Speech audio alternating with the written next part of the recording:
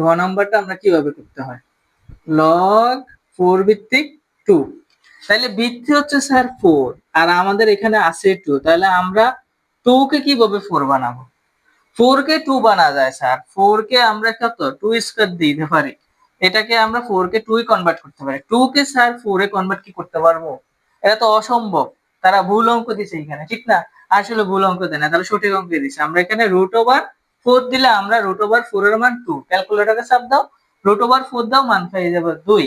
তাহলে আমরা এখানে 2 এর পরিবর্তে √4 কেন দেব? এই যে আমাদের ভিত্তি 4, এই কারণে আমরা √4 এ কনভার্ট করে নেব। log 4 √4। তাহলে স্যার √, এর মান তো আমরা জানি কত, √, মান জানি আমরা হাফ। তাহলে log 4 ভিত্তিক 4 1/2, তাহলে 1/2 4 ভিত্তিক log 4। তাহলে 4 ভিত্তিক log 4 এর মান হচ্ছে স্যার কত, হাফ ইনটু 1, তাহলে হাফ হচ্ছে আমাদের কারেক্ট অ্যান্সার। এবার